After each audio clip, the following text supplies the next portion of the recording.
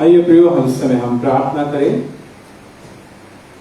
सर्वशक्तिमान परमेश्वर यहोवा, हम आपके चरणों के पास आते हैं, धन्यवाद देते हैं, आपके नाम की स्तुति और महिमा करते हैं। ईश्वर राजा, आपके पाक कलाम को जो पढ़ा गया है प्रभु, उसमें ध्यान करते समय अपनी अगुवाई हमें दीजिए।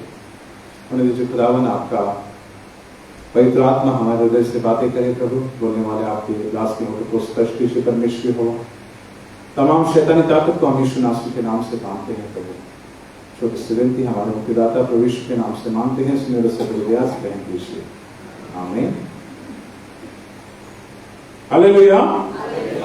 प्रियो, आज पुनरुत्थान पर्व के पहले का दूसरा रविवार है। पुनरुत्थान पर्व के पहले का दूसरा रविवार है और आज के रविवार को हम लोग दुख भोग का रविवार करके हम लोग मनाते हैं, या इसे हम लोग इंग्लिश में पैशन संडे करके हम लोग कहते हैं। दुख भोग का रविवार करके हम आज के दिन को मनाते हैं। और बस हम लोग कुछ 2 हफ्ते हम लोग दूर है पुनरुत्थान पर्व से। और आज का जो विषय हमसे कहता है the magnetism of the cross, the magnetism of the cross, क्रूस की आकर्षण शक्ति, क्रूस की आकर्षण शक्ति, ये आज का विषय है। जब हम मैग्नेटिज्म की बात करते हैं तो ये जो शब्द है या मैग्नेट जो शब्द है, मैग्नेट का काम क्या है? मैग्नेट क्या करता है?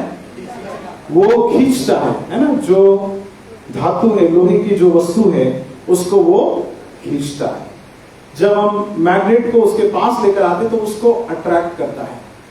आज जिस विषय पर हम मनन करने वाले हैं, ध्यान करने वाले हैं, वो क्रूस का जो मैग्नेटिज्म है या क्रूस में जो आकर्षण की शक्ति है, उसके बारे में हम लोग आज मनन करने वाले हैं।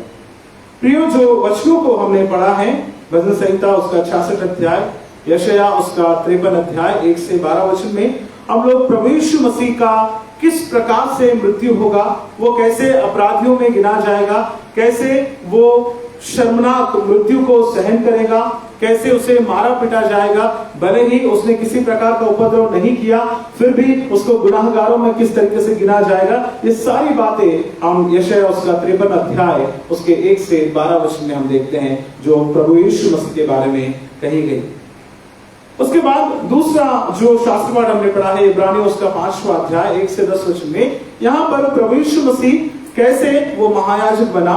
उसने जो आदर का पद उसने अपने आप से नहीं लिया, परंतु परमेश्वर ने उसे नियुक्त करके भेजा, और कैसे उसने आदर का पद अपने ऊपर में उसने ले लिया करके हम लोग देखते हैं। चौथा वचन अगर पढ़ेंगे, वाली का है, चौथा वचन पढ़िए कोई। यह आदर का पद कोई अपने आप से नहीं लेता, जब तक कि हारून के समान परमेश्वर की ओर से ठहराया न जाए। यह आदर का पद कोई अपने आप से नहीं लेता, जब तक कि हारून के समान परमेश्वर की ओर से ठहराया ना जाए। वैसे ही मसीह ने भी महायाजक बनने की बड़ाई अपने आप से नहीं ली, पर उसको उसी ने दी जिसने उससे कहा था, तू मेरा पुत्र है, आज मैं ही ने तुझे उत्पन्न किया है। यहाँ पर जो आदर का पद या फिर ये जो क्रूस की मृत्यु है, उसको सहने के लिए जो चुनाव प्रभु यीशु मसीह ने अपने आप नहीं, परंतु परमेश्वर ने उनको वो कार्य सौंपा और उस कार्य को उन्होंने ग्रहण किया करके हम लोग देखते हैं। कई बार जब आदर के पद की बात आती है तो हम लोग आपस में लड़ते हैं कि मुझे देना चाहिए पहले प्राथमिकता, मुझे चाहिए करके हम खींचातानी करने लगते हैं। यहाँ पर परमेश्वर ने खुद प्रभु यीशु मसीह को ये पद दिया और प्रभु यीशु मसीह ने उस क्रूस की मृत्यु को सह लिया करके हम देखते हैं। जो तीसरा और हमारा जो मुख्य अंश है आज का, यूहन्ना उसका 12 अध्याय 20 से 36 वचन में हम लोग यहाँ पर देखते हैं कि प्रभु यीशु मसीह अपने क्रूस की मृत्यु के बारे में बात करते हैं। क्रूस की मृत्यु का संकेत वो देते हैं, और विशेष करके जो 2 की वर्ष है, आज के 2 मुख्य वचन है, वो हम लोग पढ़ते हैं 32 और 33 वचन को पढ़ते हैं। वहां लिखा है, और मैं यदि पृथ्वी पर से ऊंचे पर चढ़ाया जाऊंगा तो सबको अपने पास खींचूंगा। ऐसा कहकर उसने यह प्रकट कर दिया कि वह कैसी मृत्यु से मरेगा। प्रभु यीशु मसीह यहाँ पर अपने उस मृत्यु के बारे में इंडिकेट करते हैं, संकेत देते हैं कि उसकी मृत्यु कैसे होगी। उन्होंने कहा कि मैं जो है पृथ्वी पर से जो है ऊपर में जो है थोड़े ऊपर, वहां पे लिखा है कि मैं पृथ्वी पर से ऊंचे पर चढ़ाया जाऊंगा। क्रूस पर चढ़ाया जाना मतलब पृथ्वी से ऊंचे पर चढ़ाया जाना, और वहां पर वो कहता है कि मैं ऊंचे पर चढ़ाया जाऊंगा और उसके बाद क्या करूंगा, सबको अपने पास खींचूंगा। आई विल अट्रैक्ट देम, सबको अपनी तरफ खींचूंगा। जो हम लोग मैग्नेटिज्म ऑफ द क्रॉस या क्रूस के उस जब हम बात कर रहे हैं, आकर्षण शक्ति की हम बात कर रहे हैं, तो प्रभु यीशु मसीह कहता है कि मेरे बाद जो है, जब मैं मृत्यु को सहन करूंगा तो लोगों को अपने पास आकर्षित करूंगा।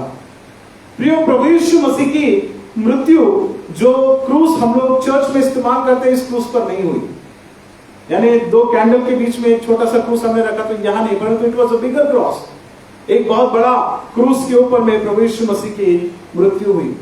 और वहां पर दोनों तरफ कैंडल नहीं, परंतु 2 तरफ 2 डाकू लोग वहां पर थे, 2 चोर लोग जो है प्रभु यीशु मसीह के आजू और बाजू में हम लोग वहां पर देखते हैं। उनको उस समय में जो मृत्यु दी गई वो बहुत आसान मृत्यु नहीं, it was actually a political murder. ये एक राजनीतिक हत्या प्रभु यीशु मसीह की गई थी, क्योंकि लोगों को, शास्त्री फरीसियों को, महायाजक को और जो वहां के प्रधान याजक थे, उन लोगों को अपनी कुर्सी का डर लगने लगा। उनको लगने लगा कि हमारा राजनीतिक अंत हो जाएगा, और उन लोगों को यीशु मसीह से एक प्रकार का थ्रेट उनको दिखाई दिया, तो उन्होंने वहां पर यीशु मसीह को क्रूस पर चढ़ा दिया करके हम लोग देखते हैं। क्रूस, जब शुरुआत क्रूस को हम लोग देखते हैं, कभी भी हम लोग जब यहाँ से बाहर जाते हैं या कभी यात्रा करते हैं, तो आप लोग जाते जाते रास्ते में आपको क्रूस दिखाई देता। अगर आप कभी ट्रेन में भी आप जा रहे होंगे तो आपको दिखाई देता होगा। तो आपको देखकर क्या लगता है? क्रूस देखते हैं तो आप क्या फीलिंग आती है वहां पर? मसीह लोग हैं, है ना। हम लोग आज जब हम देखते हैं हमको बड़ी खुशी लगती है। अगर हम मसीह हैं और हम लोग जा रहे हैं, यात्रा कर रहे हैं, और हमको कहीं से दूर से क्रॉस दिखाई दिया, हमको बड़ा अच्छा लगता है। मैं जब छोटा था तो जब हम लोग ट्रेन में जाते थे, दूर से अगर क्रॉस भी दिखाई दिया तो हमको लगता है कोई अपना है वहां पर, somebody is there, है ना, वो हमारा है। हमारी मसीहत में हम लोग भले ही कितने ही एक दूसरे को जानते ना होंगे या कुछ पहचाने होंगे, लेकिन अगर हमको पता चल जाए कि वो व्यक्ति मसीह है, तो हम ऑटोमेटिकली एक दूसरे के साथ में जुड़ जाते हैं। हमको कोई रिश्ता नाता होने की जरूरत नहीं है ना। जब हम मसीह हैं तो हम मसीह में सब हम एक हैं। हमको वो फीलिंग वहां पर आती है। लेकिन जब शुरुआत में ये क्रूस को बनाया गया था, तो ये क्रूस इस तरीके का हैप्पीनेस नहीं देता था, इस तरह की खुशी नहीं देता था, क्योंकि ये जो क्रूस की मृत्यु थी, ये एक प्रकार की घृणित मृत्यु थी। आज सुबह जब हम लोगों ने विशेष प्रार्थना हमने की, तो उसमें हमने पढ़ा कि धन्य पुत्र प्रभु यीशु ने घृणित मृत्यु के साधन को हमारे लिए जीवन और शांति का माध्यम बना दिया। जो घृणित वस्तु थी उसको प्रभु ने हमारे लिए जीवन का माध्यम बना दिया करके हम लोग देखते हैं। आज आते आते जो है क्रूस हमारे लिए एक टाइप ऑफ सिंबल बन चुका है, एक चिन्ह बन चुका है। आज क्रूस हमारे लिए यहाँ तक कि फैशन भी बन चुका है ना। कई लोग गले में भी हम लोग डालते हैं उसको, कुछ लोग कान में भी, है ना, उसका इस्तेमाल करते हैं। कुछ लोग जो है टी शर्ट्स पर क्रॉस लगाते हैं। बहुत सारे फैशन सिंबल हमको आजकल देखने को मिलते हैं। लेकिन एक समय था कि क्रूस को लोग घृणित नजरों से देखते थे। ये जो घृणित वस्तु है, कैसे ये आज आकर्षण का कारण बनी, हम उसको आज ध्यान करेंगे। ये प्रभु यीशु मसीह के द्वारा हुआ। And what is this magnetism? ये कौन सा आकर्षण है जो लोगों को अपनी ओर बुलाता है? द मैग्नेटिज्म ऑफ क्रॉस का मतलब क्या है? क्रूस का आकर्षण का मतलब क्या है? ये आज हम लोग समझने की कोशिश करेंगे। पहली बात हम देखते हैं the nature of the cross. जो क्रूस का स्वभाव है उसके बारे में हम लोग थोड़ा सा जानेंगे। पहला हम लोग पढ़ते हैं यूहन्ना उसका 12 अध्याय और 32वां वचन पढ़ेंगे एक बार फिर से। यूहन्ना 12 अध्याय 32वां वचन। और मैं यदि पृथ्वी पर से ऊंचे पर चढ़ाया जाऊंगा, और मैं यदि पृथ्वी पर से ऊंचे पर चढ़ाया जाऊंगा, सबको अपने पास खींचूंगा, तो सबको अपने पास खींचूंगा। प्रियो, ये क्रूस में वो शक्ति नहीं है।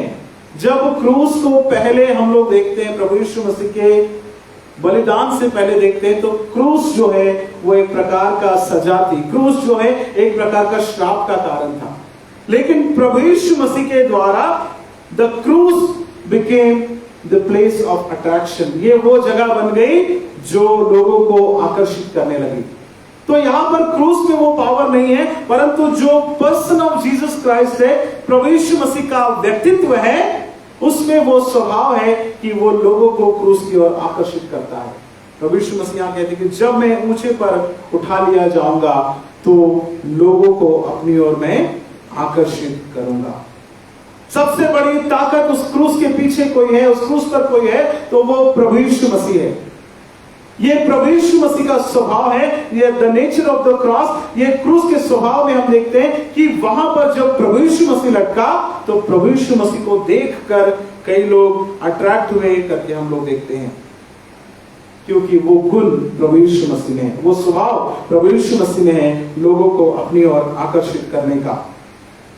प्रियो, प्रभु यीशु मसीह ने और दूसरे धार्मिक गुरुओं में यही अंतर है। दूसरे धार्मिक गुरु कहते हैं कि मैं जो बोलता हूं वो करो, लेकिन प्रभु यीशु मसीह एकमात्र ऐसा गुरु है जो कहता है मैं जो करता हूं वो तुम करो, है ना। मैं जो बोलता हूं वो करो और जो मैं करता हूं वो करो। संसार के लोग बोलते हैं जो मैं बोलता हूं वो करो, लेकिन प्रभु यीशु मसीह कहता है जैसा मैं हूं वैसा तुम बनो। Be holy for I am holy, पवित्र बनो क्योंकि मैं पवित्र हूं। खुद पौलुस भी कहता है कि जैसे मैं मसीह का अनुसरण करता हूं, उसके पद चिन्हों पर चलता हूं, तुम भी जो है मेरे पद चिन्हों पर चलो। प्रभु यीशु मसीह एकमात्र ऐसा गुरु है जो अपने जीवन के द्वारा हमको सिखाता है। उसका जीवन खुद हमारे लिए एक उदाहरण है। वो अपनी शिक्षा के स्तर से कभी नीचे नहीं गिरता।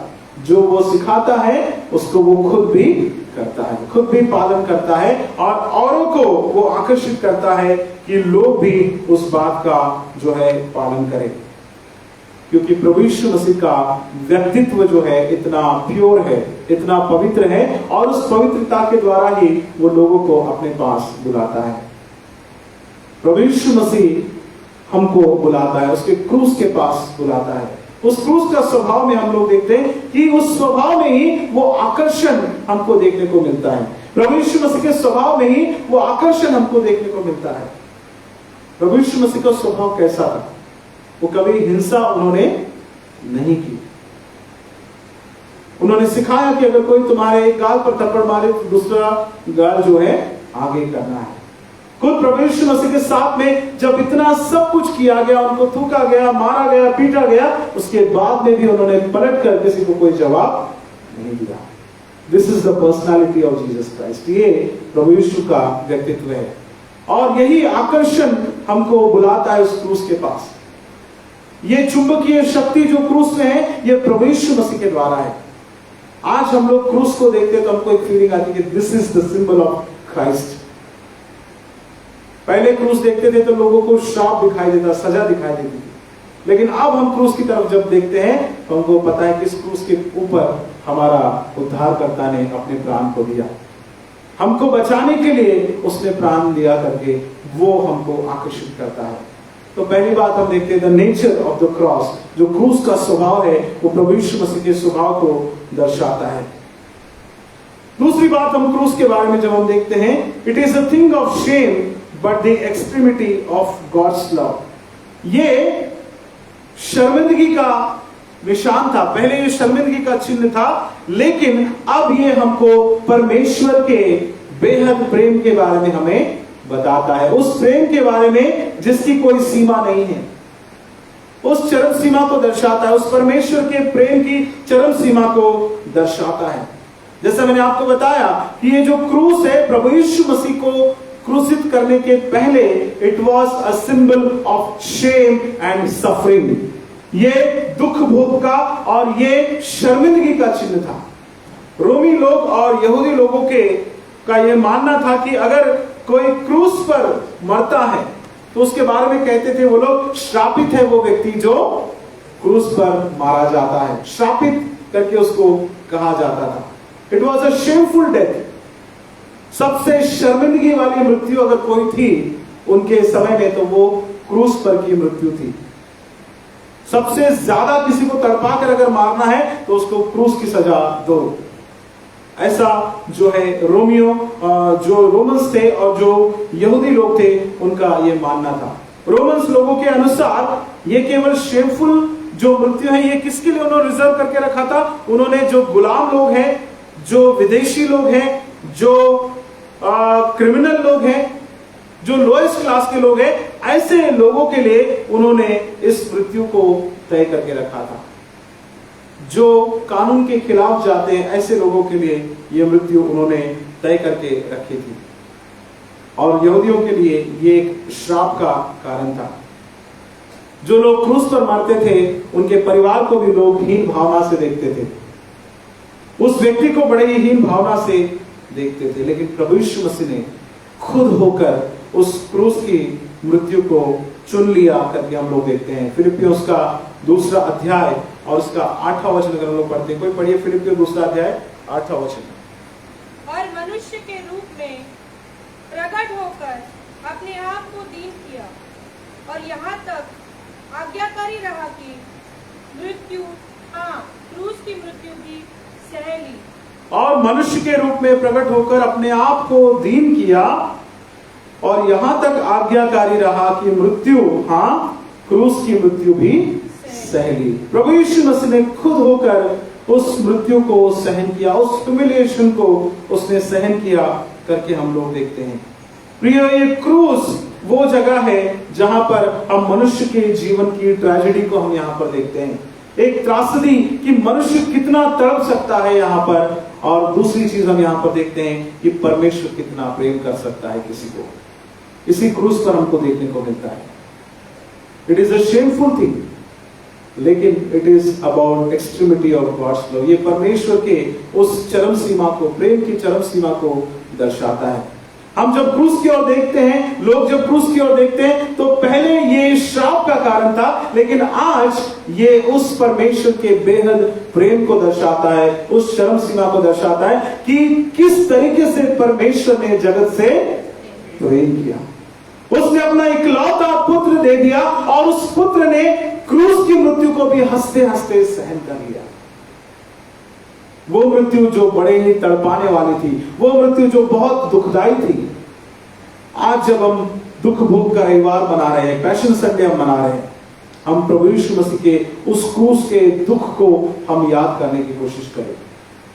हालांकि गुड फ्राइडे के दिन हम ये सब चीजों को फिर से दोहराएंगे, उस दिन हम याद करेंगे उस तकलीफ को जो प्रभु यीशु मसीह ने सही।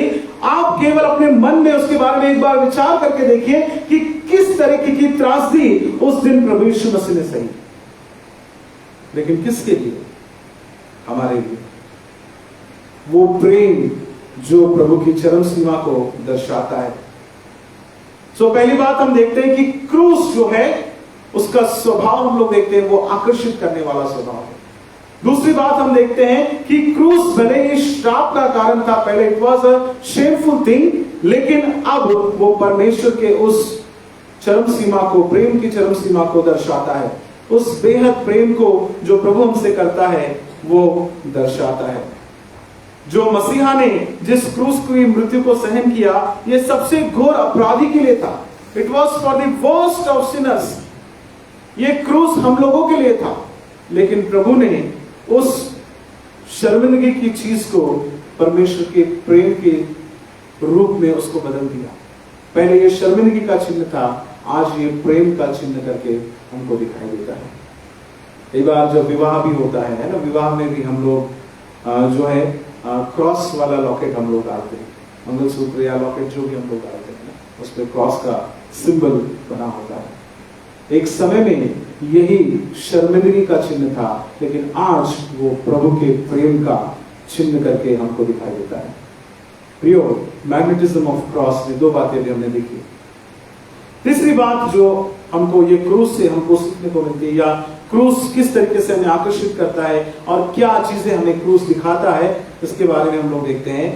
Cross shows the window to the real world. जो संसार, ये दुनिया की जो असलियत है, वो ये क्रूस हमको दिखाता है। इस क्रूस के द्वारा हम लोग कैसे हैं ये भी हम जान सकते हैं। ये क्रूस लोगों की असलियत को हमारे सामने रखता है। वहां पर उस दिन में, उस घटना में हम देखते हैं कि जितने लोग प्रभु यीशु मसीह के साथ थे, जो कुछ दिन तक खजूर के द्वार में उनके आगे पीछे भीड़ बनकर चिल्ला रहे थे, होसन्ना होसन्ना। अगले संडे को हम लोग करेंगे होसन्ना होसन्ना। और फिर उसके बाद में जब क्रूस पर प्रभु यीशु मसीह को चढ़ाया गया, वो सारे के सारे भाग गए, गायब हो गए।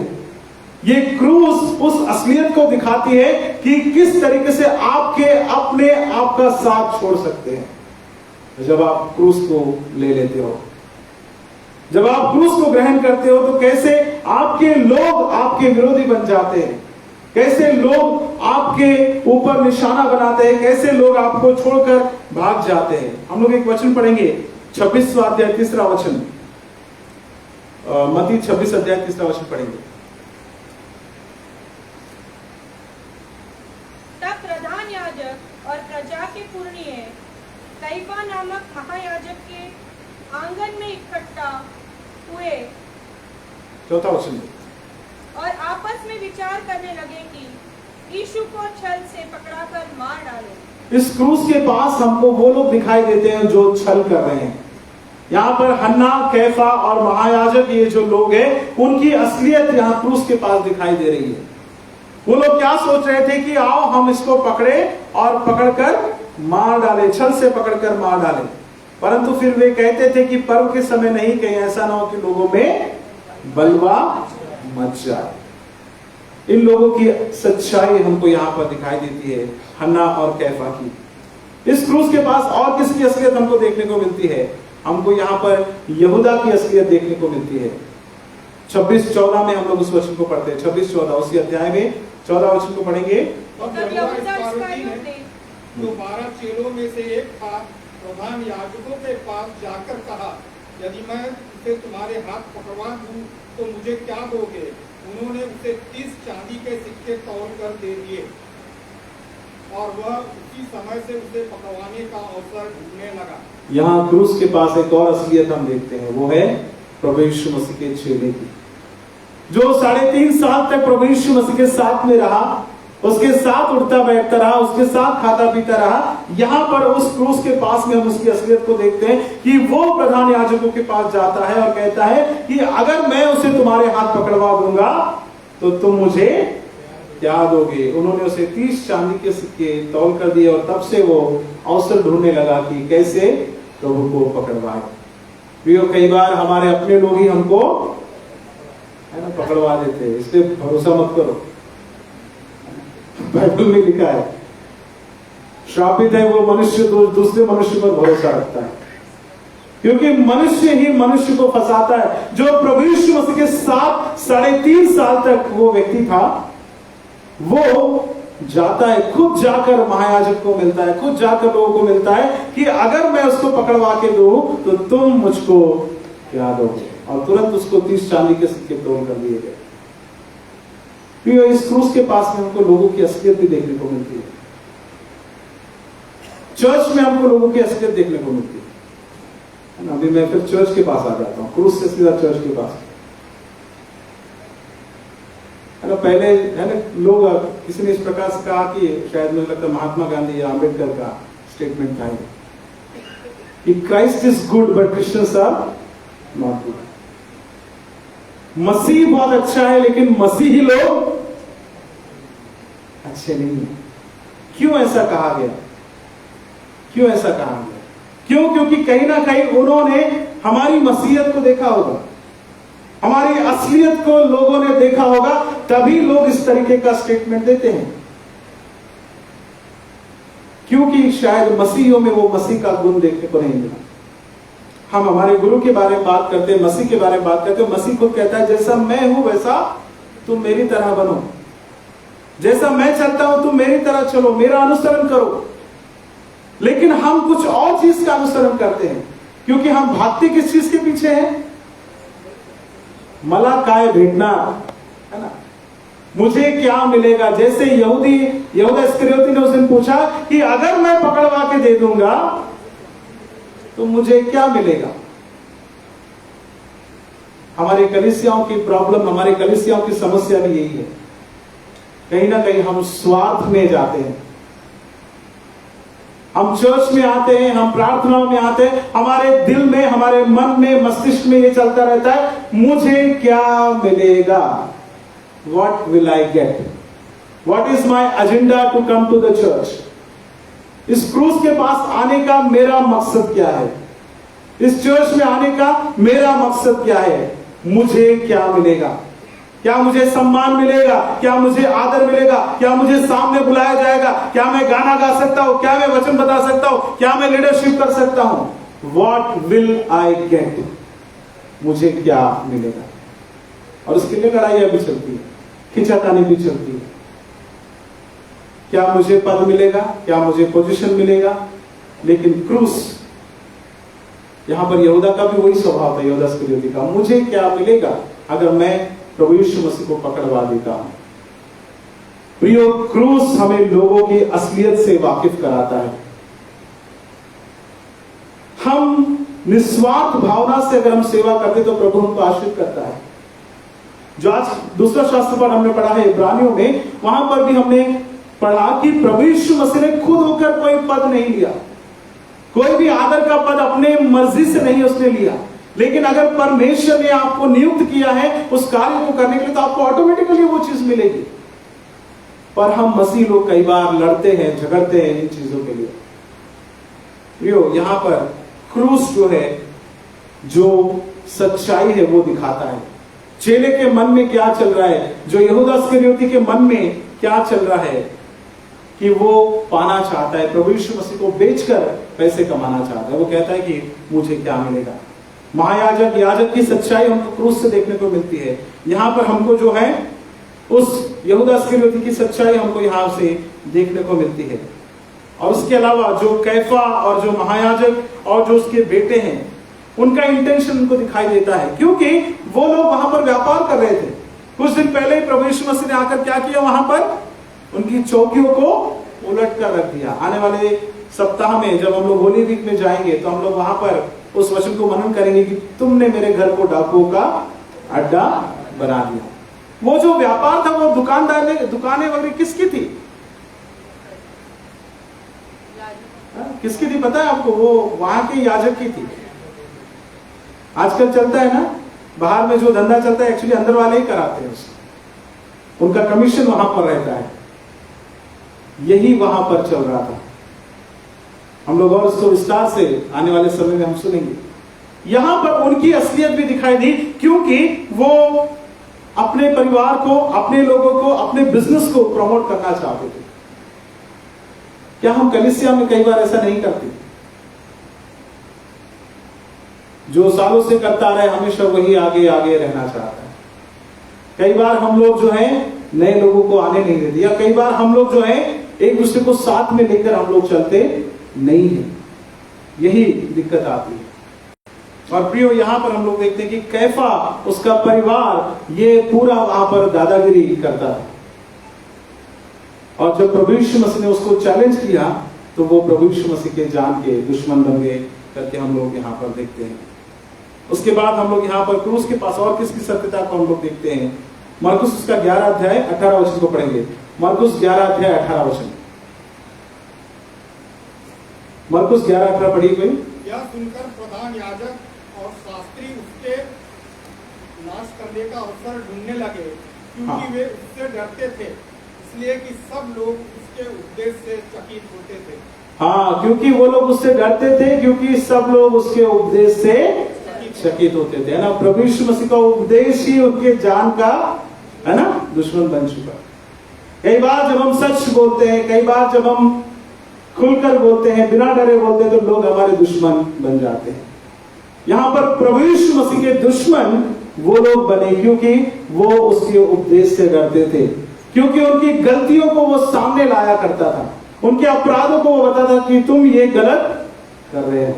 उनको डर लगने लगा और वो प्रभु से जो है चिढ़ने लगे या जलन रखने लगे। प्रियो, क्रूस हमको लोगों की सच्चाई के बारे में बताता है। ये क्रूस के पास में एक और व्यक्ति के बारे में हम लोग देखते हैं। मत्ती उसका 27 अध्याय 24 से 26 वचन पढ़ेंगे। मत्ती 27 अध्याय 24 से 26 वचन। जब पिलातुस ने देखा कि कुछ बन नहीं पड़ता, परंतु इसके विपरीत उल्लड़ बढ़ता जाता है, तो उसने पानी लेकर भीड़ के सामने अपने हाथ धोए और कहा, मैं इस धर्मी के लहू से निर्दोष हूँ। तुम ही जानो। सब लोगों ने उत्तर दिया, इसका लहू हम पर और हमारी संतान पर हो। इस पर उसने बरअब्बा को उसके लिए छोड़ दिया और यीशु को कोड़े लगवाकर सौंप दिया कि क्रूस पर चढ़ाया जाए। यहाँ पर एक और व्यक्ति की असलियत हमको क्रूस के पास हमको दिखाई देती है, वो है पिलातुस की। पिलातुस जो है, जब उसके पास में ये चीजें आई और पिलातुस को कहा गया कि प्रभु यीशु मसीह को सजा दो, पिलातुस को उसकी पत्नी कहती है कि वो धर्मी जन है, उसके ऊपर में हाथ मत उठाना। फिर भी वो क्या करता है, लोगों के दबाव में आकर लोगों को खुश करने के लिए वो क्या करता है कि तुम्हारा तुम ही जानो करके वो अपने हाथ को धोता है और कहता है कि मैं इस धर्मी के लहू से निर्दोष हूं, तुम ही जानो। प्रियो, क्रूस हमको अनजस्ट रूलर, जो अन्याय करने वाले जो रूलर से न्यायी हैं, ऐसे लोगों के बारे में भी जो है हम लोग देखते हैं क्रूस के पास में। क्रूस के पास में कई लोगों की असलियत हमको देखने को मिलती है। The magnetism of the cross, जो क्रूस की आकर्षण शक्ति, इस क्रूस के पास में लोगों के असली चेहरे हमको देखने को मिलते हैं। यहाँ पर महायाजक हन्ना कैफा, यहाँ पर यहूदा का, यहाँ पर हम लोग जो है पिलातुस का असली चेहरा हम लोग यहाँ पर देख पाते हैं। जब हम भी क्रूस के पास आते हैं, एक मसीह होने के नाते, कलीसिया होने के नाते, हमको भी ये दिखाता है हमारी असलियत। लेकिन कई बार हम अपनी असलियत पहचानते नहीं हैं, जानना नहीं चाहते कि हम क्या कर रहे हैं, जानना नहीं चाहते कि हम क्या अपराध कर रहे हैं। ये क्रूस हमको बार बार चेतावनी देता है कि हमको सुधरना है। हमारी असलियत हमको याद दिलाता है कि हमसे क्या क्या गुनाह होते हैं। इस क्रूस में हम लोग जो प्रभु यीशु मसीह से प्रेम करते थे, ऐसे लोगों के बारे में भी बताया। यूहन्ना जो उस दिन भागा नहीं, वो क्रूस के पास खड़ा था। प्रभु यीशु मसीह की माता मरियम मगदलिनी और भी जो लोग महिलाएं वहां पर खड़ी थी, उनके प्रेम को भी दर्शाता है कि प्रभु यीशु मसीह का अपना कौन है, सच्चा कौन है, जो कठिन परिस्थिति में भी उसके साथ में खड़ा रहता है। ये असलियत भी वहां पर हमको क्रूस के पास देखने को मिलती है। अभी 3 बातें हमने क्रूस के बारे में देखी। पहली बात हमने देखा क्रूस का स्वभाव। दूसरी बात हमने देखा कि क्रूस जो है वो किस तरीके से हमको जो है, क्रूस जो है वो शर्मिंदगी का चीज है, परंतु उसके बावजूद भी वो परमेश्वर के उस प्रेम की चरम सीमा को दर्शाता है। और फिर हमने देखा कि क्रूस जो है लोगों की असलियत को भी हमको दिखाता है। और चौथी और अंतिम बात, क्रूस जो है हमको नए जीवन का द्वार भी हमको दिखाता है। क्रूस जो है हमें नए जीवन का द्वार भी हमें दिखाता है। इब्रानियों उसका 10वां अध्याय 19 से 23 वचन पढ़ेंगे। इब्रानियों उसका 10वां अध्याय 19 से 23 वचन पे पढ़िए। इसलिए हे भाइयों, हाँ, यीशु के लहू के द्वारा उस नए और जीते मार्ग से पवित्र स्थान में प्रवेश करने का अधिकार हो गया है, जो उसने पर्दे अर्थात अपने शरीर में से होकर हमारे लिए अभिषेक किया है। और इसलिए हमारा ऐसा महान याजक है, परमेश्वर के घर का अधिकारी है। हाँ, ठीक है। यहाँ हम लोग देखते हैं, इसलिए हे भाइयों, जब हमें यीशु के लहू के द्वारा उस नए और जीवते मार्ग से पवित्र स्थान में प्रवेश करने का हियाव हो गया है, जो उसने पर्दे अर्थात अपने शरीर में से होकर हमारे लिए अभिषेक किया है, और इसलिए कि हमारा ऐसा महान याजक है जो परमेश्वर के घर का अधिकारी है। क्रूस के द्वारा हमारे लिए नए जीवन का रास्ता खुल गया, नए जीवन का द्वार हमारे लिए खुल गया। लिखा है कि खुद प्रभु यीशु मसीह ने लहू के द्वारा उस नए और जीवते मार्ग में पवित्र स्थान में प्रवेश करने का हमको हियाव दिया है, हमको धैर्य दिया है कि हम नए जीवन में जा सकते हैं उस क्रूस की मृत्यु के द्वारा। क्रूस जो है हमको प्रभु के घर में जाने का मार्ग हमें दिखाता है। प्रभु यीशु मसीह ने खुद कहा कि मार्ग, सत्य और जीवन मैं हूं। नए जीवन का द्वार हमको उस क्रूस के द्वारा हमको देखने को मिलता है। जिसने उसकी ओर देखा उसने ज्योति पाई। वो परमेश्वर की ओर, उस क्रूस की ओर जब हम देखते हैं तो हम हमारे अंधियार भरे जीवन से हम बाहर आ जाते हैं। उस क्रूस में जीवन किस किस को मिला? उस क्रूस के पास हम लोग देखते हैं एक डाकू को, एक चोर को, जो कहता है कि जब तू अपने राज्य में आए तो मेरी सुनी लेना।